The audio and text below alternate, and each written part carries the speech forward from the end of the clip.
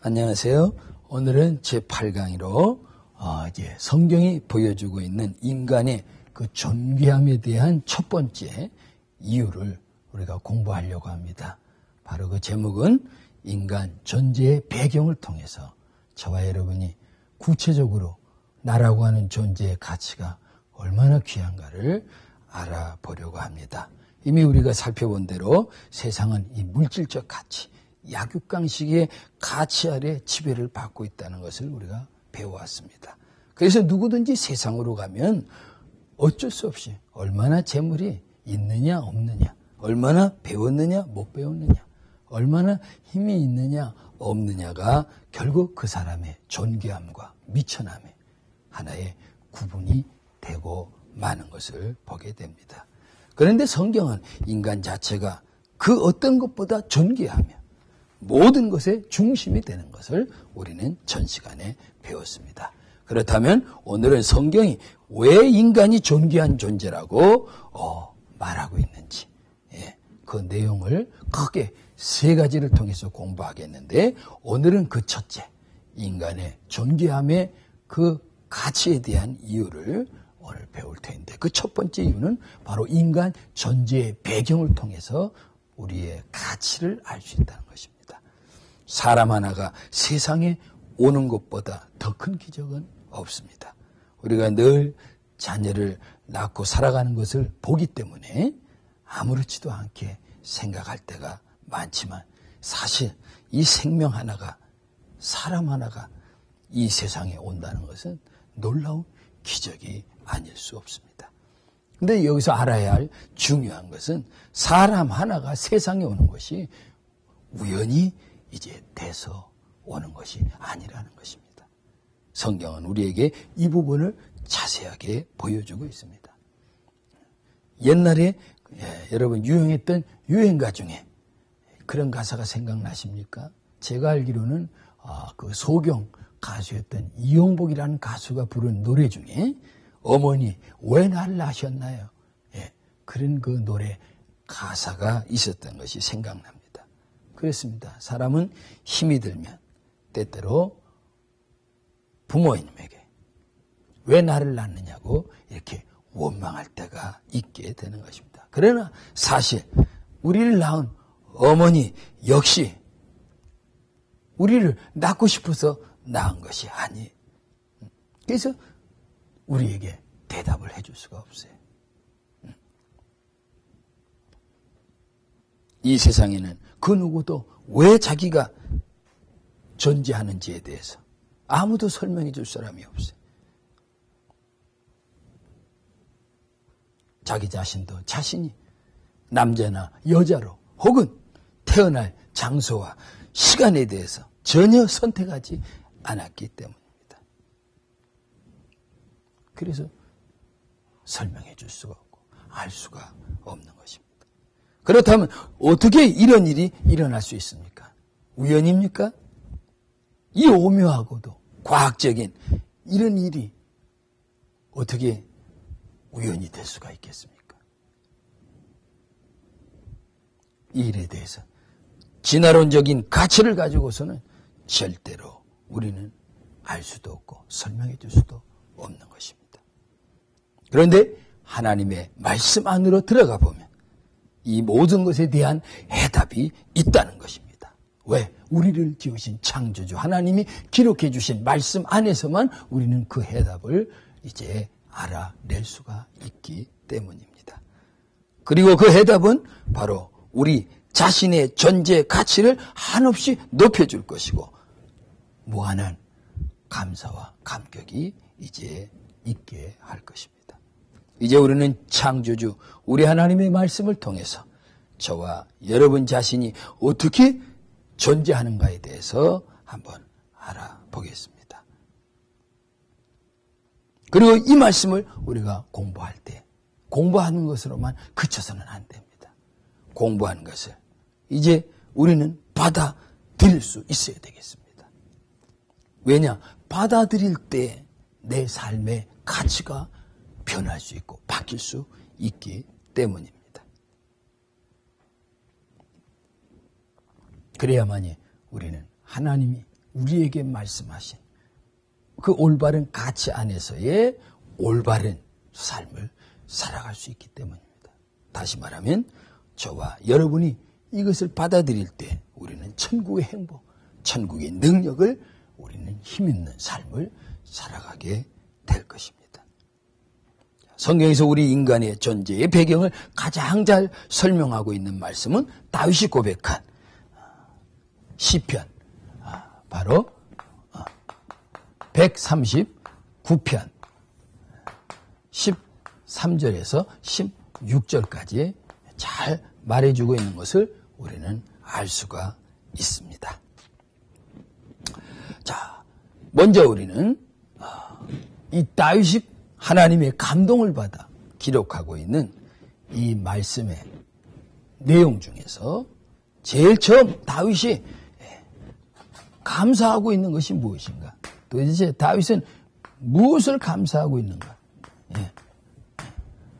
감사하고 있는 그 내용이 무엇 때문인지 우리는 먼저 시편 139편 14절에서 찾아볼 수가 있겠습니다.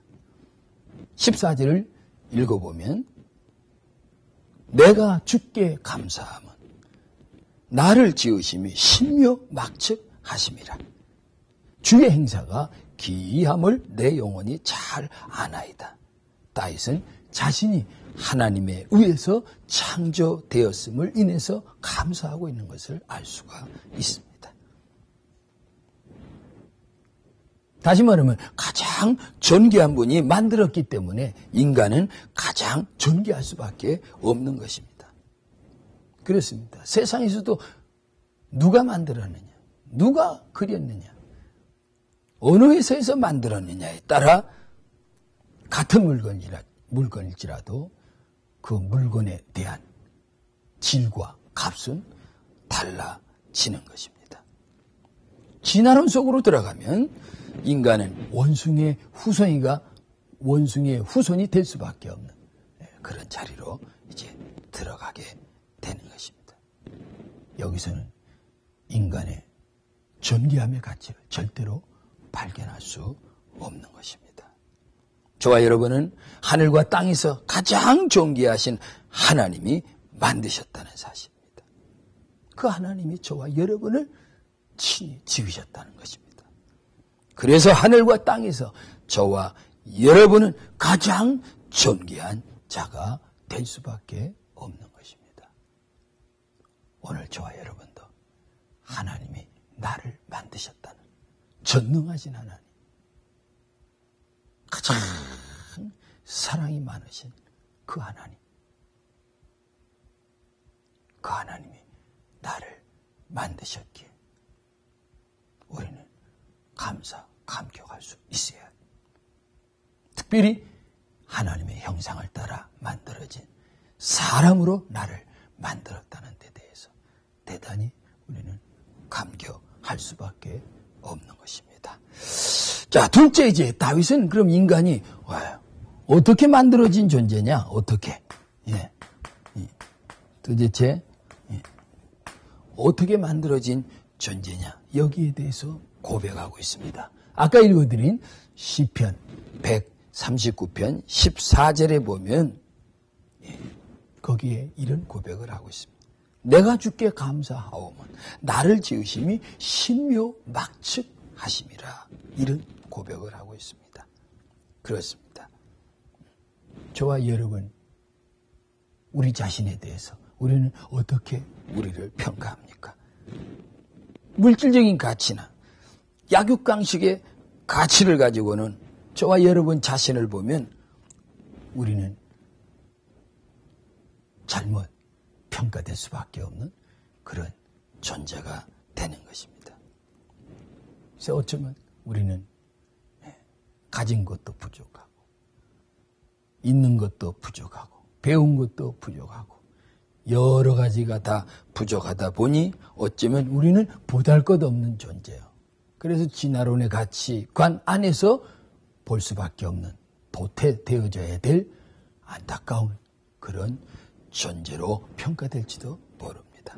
그런데 다윗의 고백을 들어보면 오늘 다윗은 하나님이 자신을 신기하고 놀랍고 오묘한 존재로 만들었다고 고백하고 있습니다.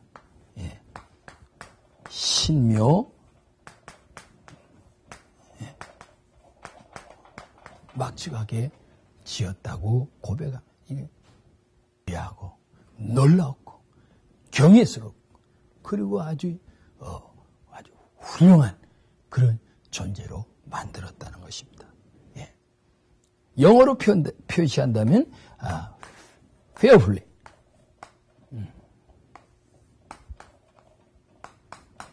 예. fearfully. 또는 뭘로 표현해요? wonderfully 이렇게 표현하고 있습니다. 예.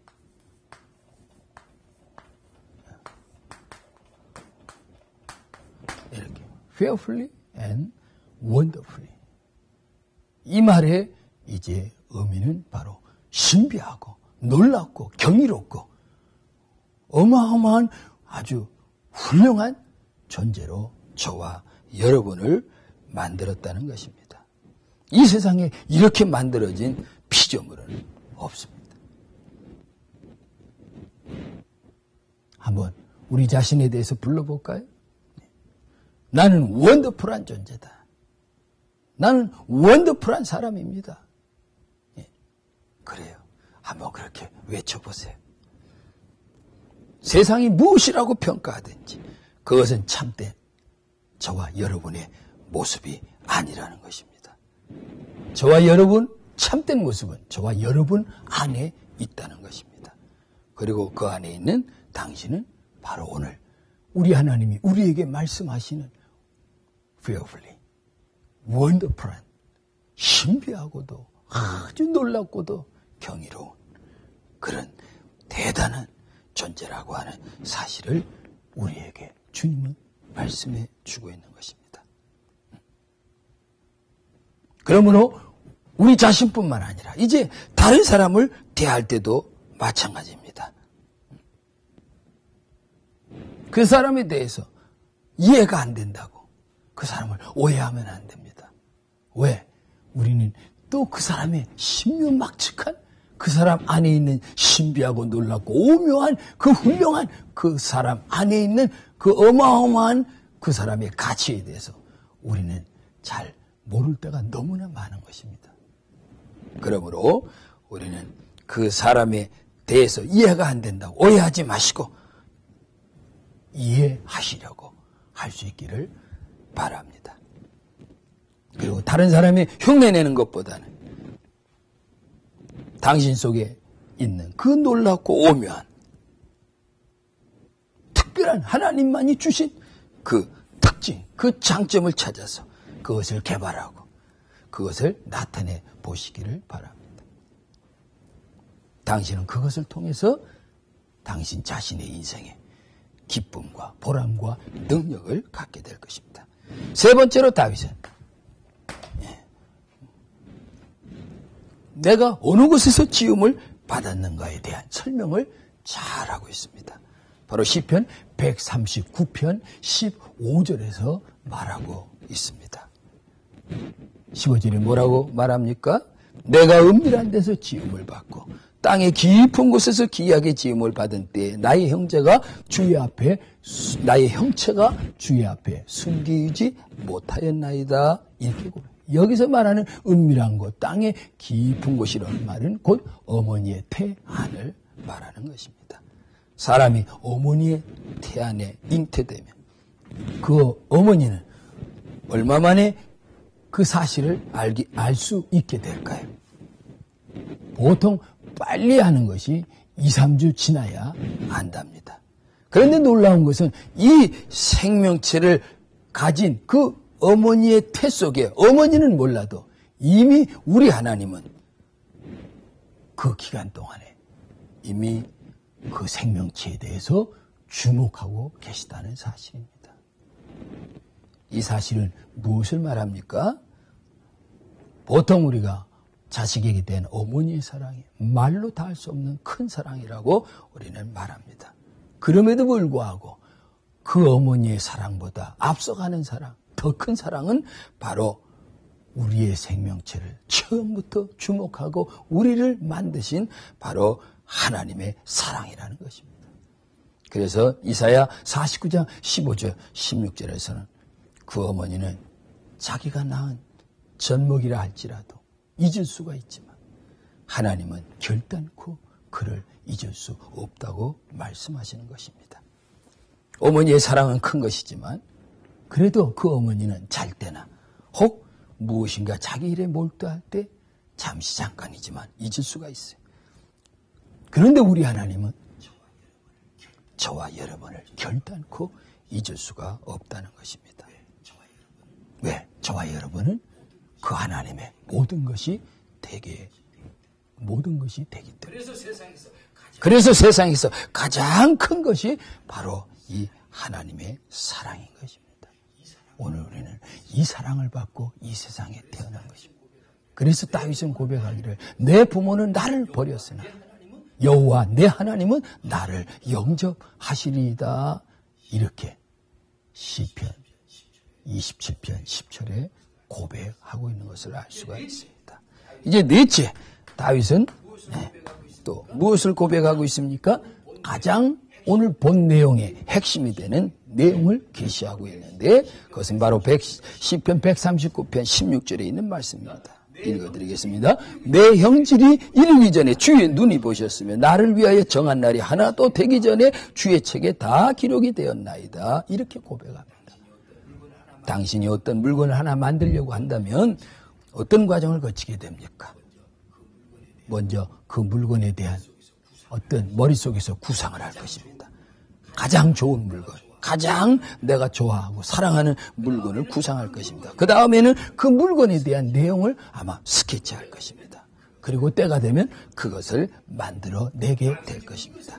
다윗은 지금 이것을 말하고 있는 것입니다. 하나님께서 가장 먼저 당신을 위해서 하신 일이 바로 당신에 대한 생각과 바로 선택이라는 것입니다. 그리고 그 다음에는 당신에 대한 모든 생각을 그분의 책에 다 스케치했다는 것입니다. 기록해놨다는 것입니다. 그리고 때가 되었을 때 당신을 바로 당신의 그 어머니의 태 안에 잉태하게 하셔서 세상에 바로 보내셨다는 것입니다. 다윗은 바로 이 부분을 잘 설명해주고 있는 것입니다. 이때 중요한 것은 하나님께서 저와 여러분을 억지로나 강제로 하지 않으셨다는 것입니다. 여기에 대해 바울 사도는 무엇이라고 증거하고 있습니까?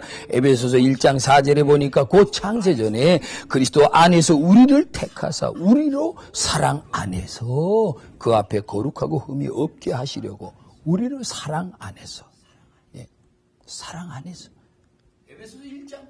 에베소서 1장 5절에는 뭐라고 말합니까? 그 기쁘신 뜻대로 우리를 예정하사 그 기쁘신 뜻대로라는 말을 에베소서 1장 11절에는 뭐라 말해요? 모든 일을 그 마음의 원대로 역사하시는 자의 뜻을 따라 그 마음의 원대로 역사하시는 그 마음이 원하셔서 자원하셔서 우리를 만드셨다는 사실을 말씀하고 있는 내용입니다. 여기에 저와 여러분의 존귀함이 있는 것입니다. 아무렇게나 강제로 만들어진 것이 아니라 못마땅해서 그렇게 해서 만들어진 존재, 사랑 안에서 그분이 너무너무 저와 여러분을 기뻐하셔서 그분이 원하시는 가운데 선택되었기에 저와 여러분은 매우 존귀한 존재이다 라고 하는 사실을 오늘 우리는 알게 되는 것입니다. 여기에 저와 여러분의 자부심이 있고 즐거움과 감사가 있습니다. 진화론은 우리가 우연히 존재한다고 말하지만 절대로 그렇지 않습니다. 여기에는 아무런 감동도 없고 자부심도 없는 것입니다. 당신을 향한 하나님의 사랑, 바로 여기서부터 시작이 된 것입니다. 당신이 세상에 나기 전, 바로 창세전부터 시작되었다는 사실입니다. 하나님은 당신을 정성껏 구성해서 만든 것을 어떻게 하나님 당신 저와 여러분을 정성껏 구성해서 만든 저와 여러분의 작품을 어떻게 생각하시겠습니까? 여러분 결코 잊어버리거나 방치하지 아니하실 것입니다. 항상 관심을 갖고 그 작품을 항상 귀하게 여기며 저와 여러분을 존귀하게 여기는 가운데 관리하시며 우리에게 향한 그분의 그 기쁨과 그 사랑과 자원하심 속에서 잉태된 저와 여러분의 그 작품이라는 것은 하나님이 결코 잊을 수 없는 저와 여러분에게 대한 존귀함의 가치를 우리에게 이제 갖게 하셨던 것을 알 수가 있습니다. 자, 마지막으로 하나 더 한다면 다섯째, 다윗은 이제 이 같은 하나님의 사랑과 섭리하심에 대해서 무엇이라고 고백하고 있습니까? 시편 139편 17절 18절에 보면 이렇게 말씀하고 있습니다. 하나님이여 주의 생각이 내게 어찌 그리 보배로우신지요. 그 누가 형상을 따라 만든 영적 존재라는 사실 인간에게만 있기 때문입니다. 그래서 우리는 부모가 왜 그렇게도 자기 자녀를 사랑합니까? 바로 그것은 자기가 낳았고 자기 모습을 닮은 자녀이기 때문에 그렇게도 사랑하고 평생을 헌신하게 되는 것을 보는 것입니다. 그래서 그 아이가 아무리 못생기고 아무리 문제가 많아 속을 썩이더라도 부모는 그 아이를 변치 않고 영원토록 정말 눈에 흙 들어가는 그 시간까지는 그 자식을 잊지 못하고 사랑하며 위하여 모든 관심을 쏟아내는 것을 볼 수가 있는 것입니다. 오히려 그 아이가 그 자녀가 약할 때 문제를 발생했을 때 부모는 더 큰 관심과 사랑을 가지고 애를 태우는 것을 우리는 볼 수가 있는 것입니다. 그래서 그 자녀들이 잘못된 일을 했을 때는 부모가 발벗고 나서서 그 일에 대한 책임을 다 져주는 것을 우리는 볼 수가 있는 것입니다. 세상 사람들이 그 자식을 뭐라고 욕을 해도 그 부모는 그 자녀를 위하여 비록 말은 원수라고 말할지 몰라도 속은 그 자식을 위한 부모의 마음 아픔은 누구도 헤아릴 수 없는 것입니다. 바로 하나님의 사랑이 저와 여러분을 향하여 이와 같다는 것입니다. 그래서 그분은 생명을 우리에게 바쳐서 우리를 구원해 주실 수밖에 없었던 것입니다. 이런 점에서 저와 여러분 자신을 우리는 존귀하게 여길 줄 알아요. 하나님이 이렇게 끔찍하게 독생자 예수 그리스도를 십자가에 못 박아 죽이면서까지 저와 여러분을 사랑하신 그 사랑 앞에 오늘 우리 자신이 그 존귀함을 발견하고 존귀함에 가치 있는 존재로 그분 앞에서 살아가야 그분이 우리를 보시고 기뻐하지 않겠습니까? 또 우리 자신의 존귀함의 가치뿐만 아니라 우리와 같은 모든 사람을 우리는 존귀하게 여길 줄 알아야 되겠습니다. 이것이 우리가 그분의 십자가의 그 구속의 은혜를 받은 하나님의 자녀로서 하나님의 자녀답게 살아갈 수 있는 가장 은혜에 보답하는 삶이 될 것입니다. 이제 다음 시간 제10강의에서는 성경이 보여주고 있는 인간의 존귀함의 세 번째 이유의 존재의 궁극적인 목적에 대해서 공부하겠습니다. 감사합니다.